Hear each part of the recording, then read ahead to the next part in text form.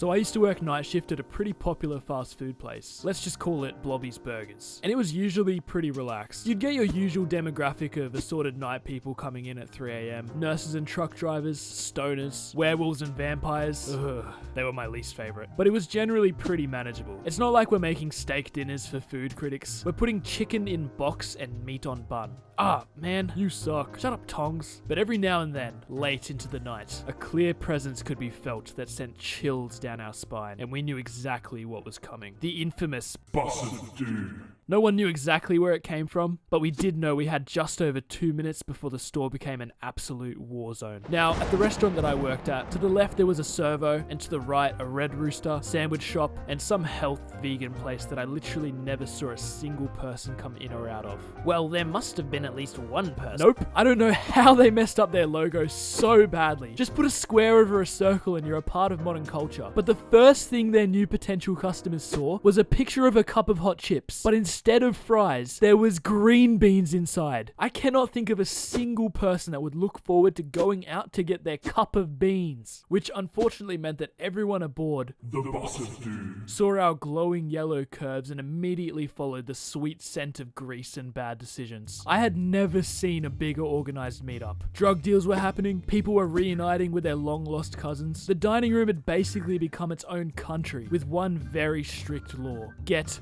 food. That'd mess up the bathrooms. Now, for the most part, when I was working night shifts, it was just me and my buddy Dave. Dave and I had night shifts down to a T. You see how smooth this T is? Look how crisp those edges are. Look at... Wait, what is that? Hello? We would be teleporting around the store like...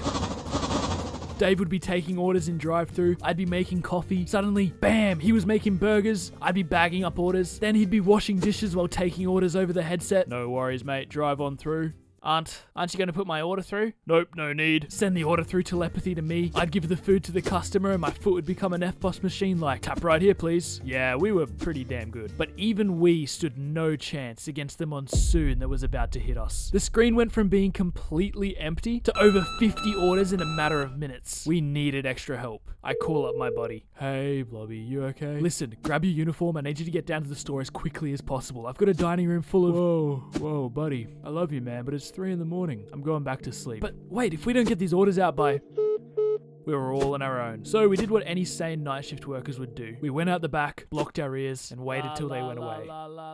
Just kidding. We slowly start making our way through the orders. 5 minutes later, the backlog of orders isn't moving. Even if we were able to make an order every 2 minutes, which was about as quick as we could go, it would still take us at least an hour and a half to get everyone fed. That wouldn't be a tragedy on its own, but one thing we did know about A Death Boss. was that it ran on a schedule, and usually only stopped for 30 minutes to an hour before it had to fade back into the night, leaving anyone not aboard destined to tread the mortal realm. That meant there was a very small window of time for people to actually get their food, or they were going to get back on the bus hungry, without a refund, and very pissed off at the blobfish who couldn't make their order. It was clear a miracle was needed, and that was when I met James. James was probably the least threatening man I'd ever seen in my life. His face looked like it belonged in a Thomas the Tank Engine, but little did I know he was about to save the day. Hey, I actually work at Macca's. You look like you're getting a bit slammed. You want a hand? Now, in hindsight, obviously I should have said no. This delicate man could have slipped over and fallen in the oil. He could have stolen a bunch of money from the registers, or worst of all, he could have been really, really bad at his job. That was the last thing I needed right now, but it was a moment of desperation, and you weren't looking at the James I was. I could see deep into his pure soul, and I could tell he was ready for the challenge. Let's do this. The second I pass him the bag, this seemingly feeble man instantly turns into an absolute weapon. If Dave and I were teleporting, this guy had entered the realm of fast food. He'd pull out a bag, and the food would just be in there. He wouldn't even have to put it in. He's there like...